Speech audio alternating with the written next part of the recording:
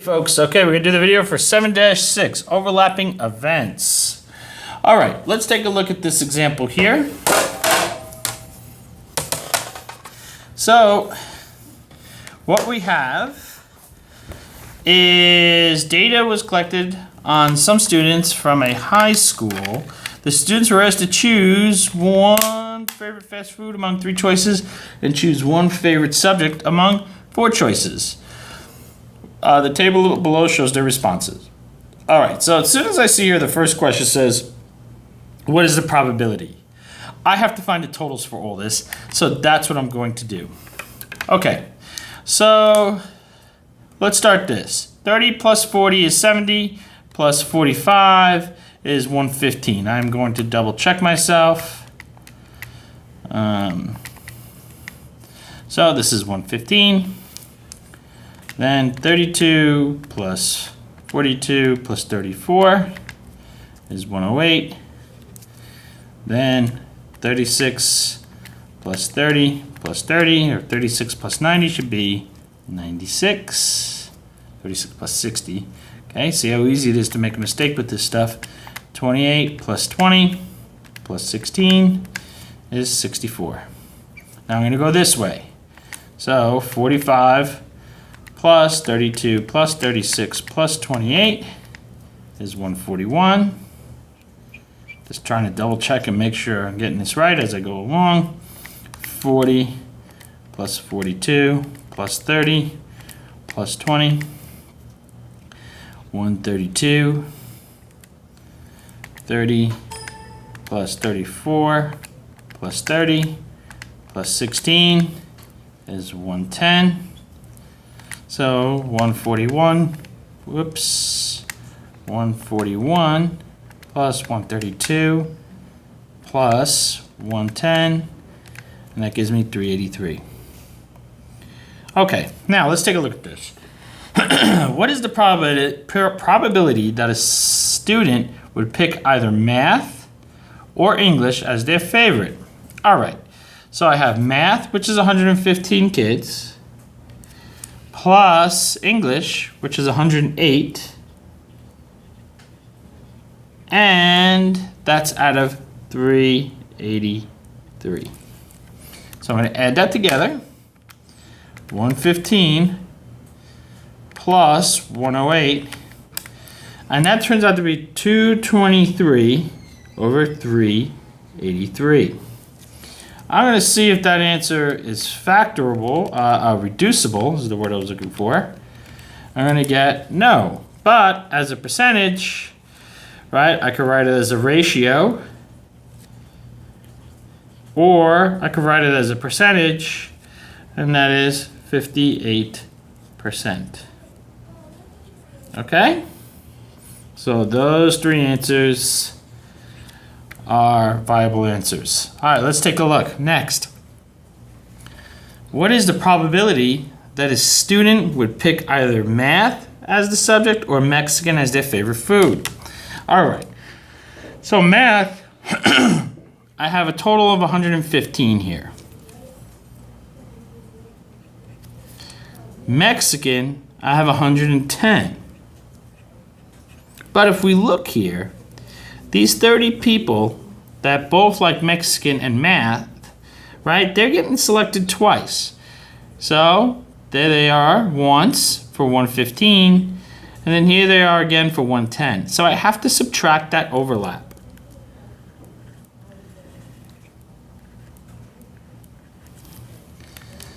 Okay.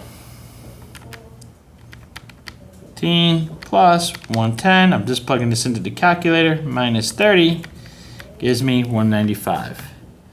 So 195 over 383. Let's see what that is as a percentage. So 195 over 383. And that is 51%. Okay? Next, what is the probability that a student would pick science as a subject or pizza as the favorite food? Let's take a look. So science is 64. So I have 64 students that would pick science. Then pizza, right? There's 141 students. Not like that. Excuse me. So now I have 28 that are overlapping. So let's take a look at that. I have 64 students that are into science. I have 141 students that are into pizza. In that process, I've touched 28 twice. I've crossed it twice or selected them twice, however you want to look at it. 28 is in there with the science and 28's in there with the pizza. So I have to subtract it because we're touching it twice. So now I'm going to plug that in. With these calculators here that use this math print, I could actually plug the whole thing in at once.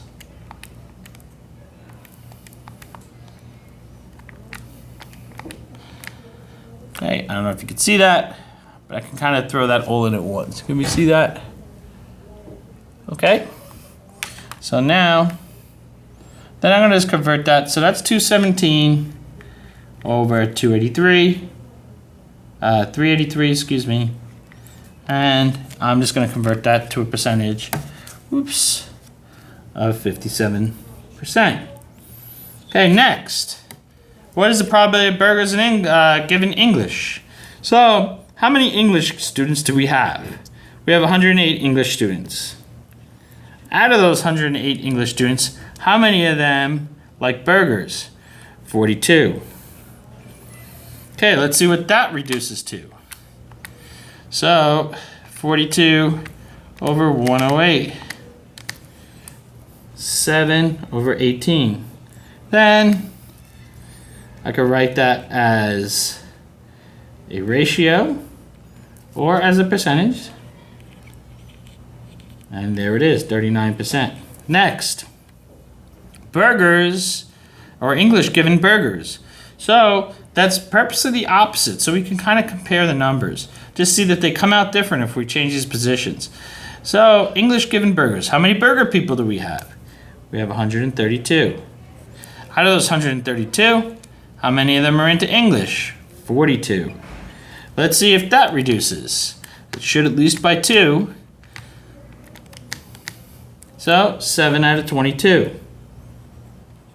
Then, what's that as a percentage?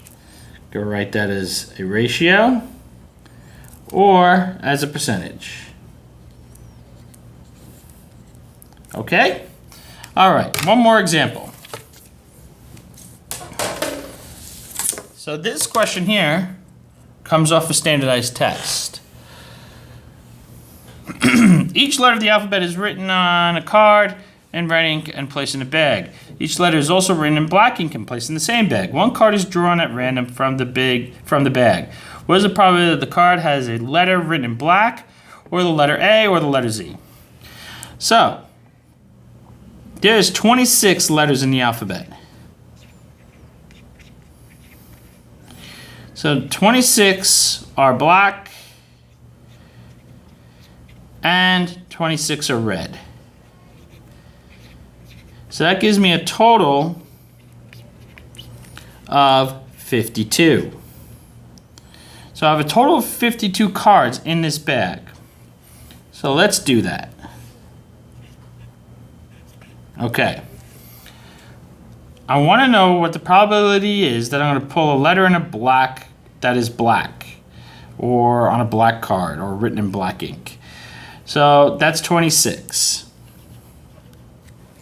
Now, what is the probability of pulling the letter A? Well, there's going to be 2 A's here. I'm going to write an A here and a write A here. Okay, so I'm going to say plus 2 out of 52. Then I'm going to say the letter of Z's. Probability of pulling a Z. That's 2 and 52. Now this can look very intimidating, but don't worry about it. It's all going to come together. So let's check this out. As of right now, I have this. 26 plus 2 plus 2 over 52. But in this 26 here, I already had an A and Z present. That's an overlap. that A and Z is already here, so I have to subtract that.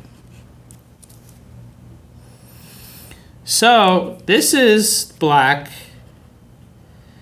letters. This is A. This is Z. Then this here is A plus Z overlap.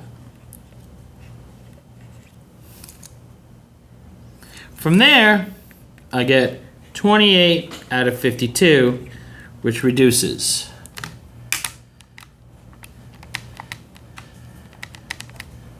Which reduces to 7/13, or 7/13, or 54%. Okay, like I said, guys, all these answers are accurate. I just want you to see in the different ways it could be written, so this way you recognize them when you're presented by them. All right, guys, I hope you guys found this video helpful.